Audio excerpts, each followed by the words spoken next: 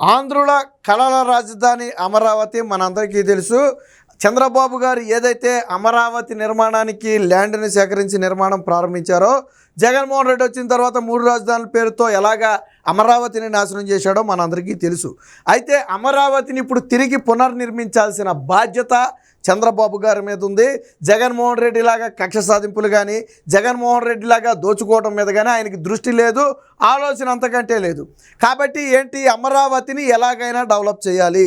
ఆ ఉద్దేశంతోనే చంద్రబాబు గారు ముఖ్యమంత్రిగా ప్రమాణ స్వీకారం చేసిన వెంటనే కేంద్రం దగ్గర ఏమీ అడగకుండా, వాస్తవానికి కేంద్ర ప్రభుత్వానికి మన చంద్రబాబు గారు ఎంత సహాయం అందించారో పార్లమెంట్లో మనందరికీ తెలిసిందే.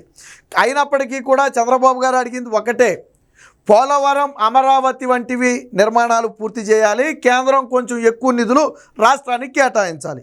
ఇది ఒక ఆలోచన ఉన్నటువంటి ముఖ్యమంత్రి, విజన్ ఉన్నటువంటి ముఖ్యమంత్రి, రాష్ట్ర ప్రజల ప్రయోజనాలను ఆశించి దీర్ఘకాలంలో రాష్ట్ర అభివృద్ధిని ఆశించే వ్యక్తి చేసే పని ఇది. కానీ జగన్మోహన్ రెడ్డి 5 ఏళ్ళు ఏం చేశాడు, ఢిల్లీ వెళ్ళ, సాలువాగప్ప, చేతిలో వెంకటేశ్వర స్వామి ఫోటో పెట్ట, తర్వాత నా కేసులు మాఫీ చేయండి, నా కేసులు ముందుకు సాగకుండా అడ్డుకోండి. అదే కదా నువ్వు అడిగింది. ఏ రోజైనా పోలవరానికి నిధులు అడిగావా, అమరావతికి నిధులు అడిగావా, వెనుకబడిన జిల్లాలకు నిధులు అడిగావా? అడగల.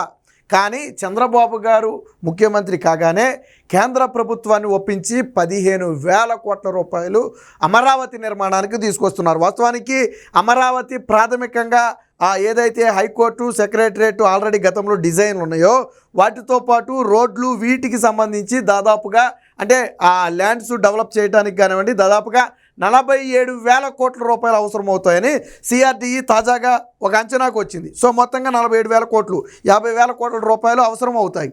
దానిలో 15,000 కోట్ల రూపాయలను వరల్డ్ బ్యాంకుతో పాటు ఏడీబీ బ్యాంకు వీరిద్దరూ సంయుక్తంగా కలిసి రాష్ట్ర ప్రభుత్వానికి ఇవ్వడానికి అంగీకారం తెలిపారు. గతంలో మాట్లాడుకున్నాం, అమరావతికి 15,000 కోట్లు రాబోతున్నాయని.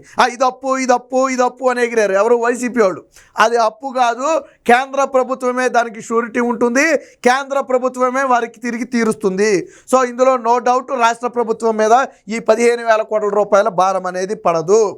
మొన్న కూడా అమరావతికి నిధులు ఇవ్వడానికి మేము సిద్ధంగా ఉన్నాం, ఏడీబీ బ్యాంకుతో కలిసి మేము సంయుక్తంగా నిధులు ఇస్తామని చెప్పి కేంద్ర ప్రభుత్వానికి లేఖ కూడా రాశారు. దీనికి సంబంధించి ఈ నెల 8వ తారీఖున ఆల్రెడీ ఒక కీలక సమావేశం జరుగుతుంది.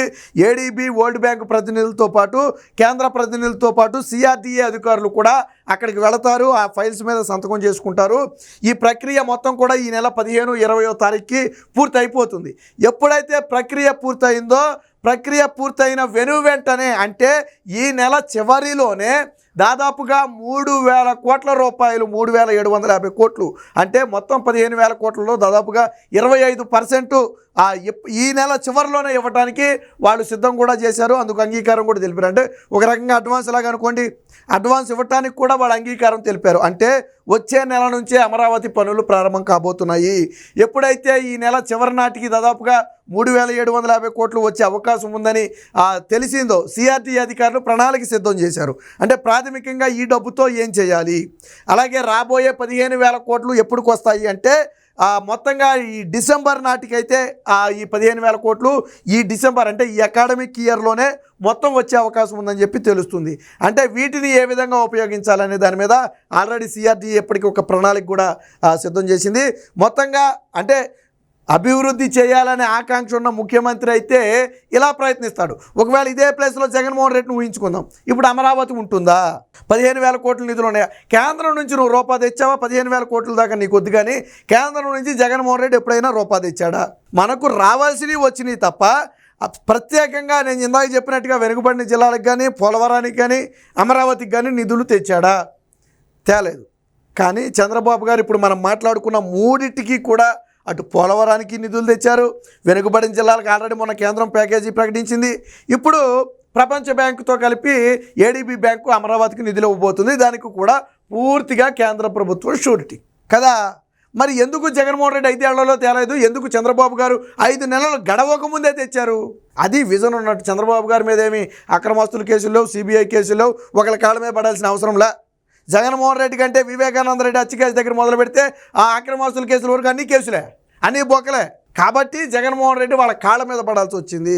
సో దీనికి సంబంధించిన వార్త కూడా ఒకటి వచ్చింది, ఒకసారి చూద్దాం. రాజధాని అమరావతికి 15,000 కోట్లు ప్రపంచ బ్యాంకు సుముఖత, రుణం ఇచ్చేందుకు అంగీకరిస్తూ కేంద్రానికి లేఖ. నవంబర్ 15 నాటికే ప్రక్రియ కొలిక్కి నేను చెప్పాను కదా. ఆ వెంటనే అడ్వాన్స్గా సిఆర్డీఏకి 3,750 కోట్ల రూపాయలు నిధులు కూడా రాబోతున్నాయి. ఈ ఫోటో ఉంది చూసారా, ఇదేమి గ్రాఫిక్స్ ఫోటో కాదు.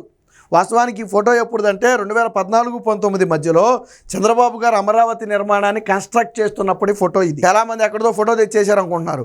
చంద్రబాబు గారు ముఖ్యమంత్రిగా ఉన్నప్పుడు ఇలాంటి చాలా ఆర్టికల్స్ కూడా ఉన్నాయి, అట్లో కూడా ఉంటాయి, మీరు వెళ్ళి చూడవచ్చు. సో ఎంత నైట్ సమయంలో హైదరాబాద్ని తలపించే విధంగా పనులు జరుగుతున్నాయి చూడండి. ఇవన్నీ ఏంటంటే ఆ యంత్రాలకు సంబంధించినటువంటి లైట్స్, వర్క్ జరిగే ప్లేసుల్లో ఏర్పాటు చేసినటువంటి లైట్స్. అంటే ఎంత వర్క్ జరిగేదో ఒకసారి ఆలోచించున్నాడు. సో అసలు విషయానికి వచ్చేద్దాం. అమరావతి నిర్మాణానికి ఇక పరుగులు పెట్టనుంది. ప్రపంచ బ్యాంకు నుంచి పెద్ద ఎత్తున రుణ సమీకరణకు రాష్ట్ర ప్రభుత్వం చేసిన కృషి ఫలించింది. కేంద్రం నుంచి పూర్తి సహకారం ఉండటంతో మరో నెలన్నరలోనే ఈ ప్రక్రియ కొలిక్కి రాబోతుంది. రాజధానికి 15,000 కోట్లు రుణం ఇచ్చేందుకు సూత్రప్రాయంగా అంగీకారం తెలుపుతూ ప్రపంచ బ్యాంకు నుంచి ఆ కేంద్రానికి ఇటీవల లేఖ అందింది.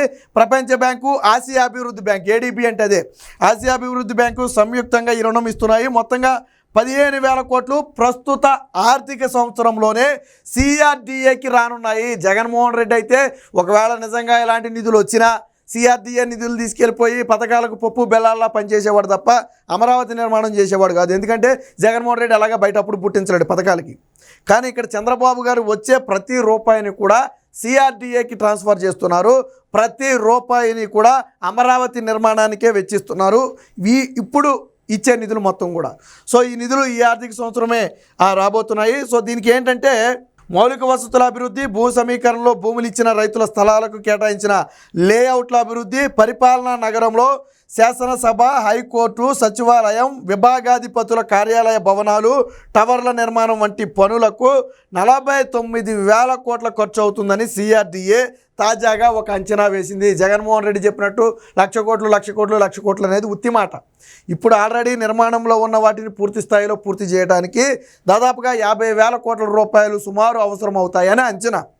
సో అందులో ఆల్రెడీ 15,000 రానే వచ్చేసాయి. 15,000 కోట్లు ఆల్రెడీ వచ్చేసింది. ఈ ఒక్క ఆర్థిక సంవత్సరంలోనే 15,000 కోట్లు వచ్చాయి.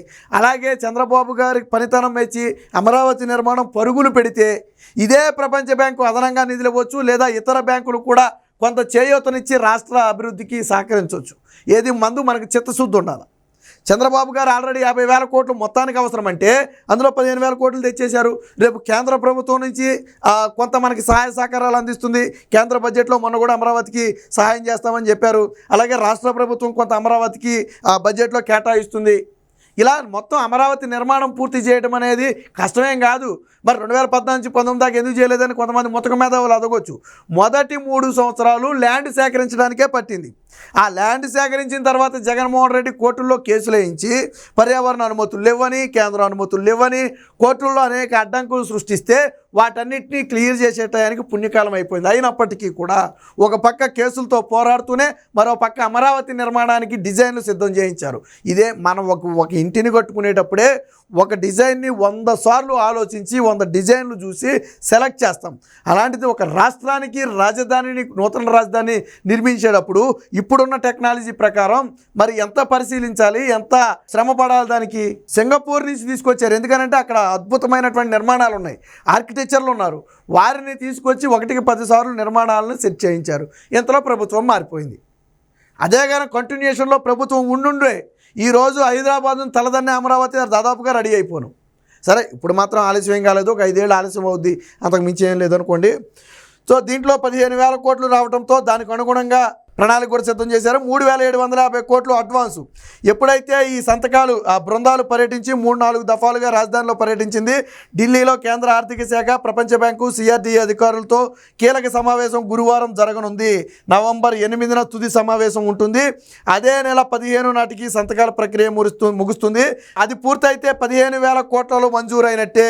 అందులో 25% అంటే 3,750 కోట్ల రూపాయలను వెనువెంటనే అడ్వాన్స్గా కూడా ఇవ్వటానికి ప్రపంచ బ్యాంక్ అంగీకారం. ఈ 15,000 కోట్లు 5 ఏళ్లకో 10 ఏళ్లకో వచ్చాయి కాదు, ఈ ఆర్థిక సంవత్సరంలోనే 15,000 కోట్లు వస్తాయి. ఈ సంతకాల ప్రక్రియ ముగిసిన వెంటనే 3750 కోట్లు వస్తాయి. అంటే నిర్మాణాలు వేగవంతం చేయటానికి రాష్ట్ర ప్రభుత్వానికి చేయూతనొచ్చింది. ఒక విజన్ ఉన్నటువంటి నేత ముఖ్యమంత్రిగా ఉంటే ఈ విధంగా ఉంటుంది. ఒక పక్క సంక్షేమ కార్యక్రమాలు ఎక్కడ ఆగల. నిన్న కూడా చెప్పారు సూపర్ 6 ఎట్టి పరిస్థితులు అమలు చేస్తామని. దీపావళికి ఆల్రెడీ అందులో ఒకదాన్ని అమలు చేయడానికి రంగం కూడా సిద్ధం చేశారు. నాకు తెలిసి మేబీ ఉచిత బస్సు కూడా అప్పటి నుంచే అవ్వచ్చేమో అని అంటున్నారు. సిలిండర్ ఉచిత బస్సు 2 కూడా దీపావళి నుంచి అవ్వచ్చు. సిలిండర్ అయితే ఆల్రెడీ అనౌన్స్ చేసేశారు. సో కాబట్టి మిగతాది రైతులకు ఇవ్వాల్సింది ఆల్రెడీ దానికి సిద్ధం చేస్తున్నారు. అమ్మఒడికి ఏదైతే ఇప్పుడు కొత్తగా తల్లికి వందనం ఉందో దానికి ఆల్రెడీ విధి విధానాలు సిద్ధం చేస్తున్నారు. సో కాబట్టి ఏ పథకం కూడా ఆగదు. అయితే అయ్యింది 3 నెలలు మాత్రమే. రాబోయే 3 నెలల్లో దాదాపుగా ఇవన్నీ కూడా కొలిక్కి వచ్చేస్తాయి. నేను చంద్రబాబు గారు కూడా అదే చెప్పారు. అంటే అటు అభివృద్ధి ఆగట్లేదు, ఇటు సంక్షేమం ఆగట్లేదు. జగన్మోహన్ రెడ్డి లాగా ఎక్కడ కూల్చివేతలు లేవు, ఎక్కడ దాడులు లేవు, ఎక్కడ దౌర్జన్యాలు లేవు.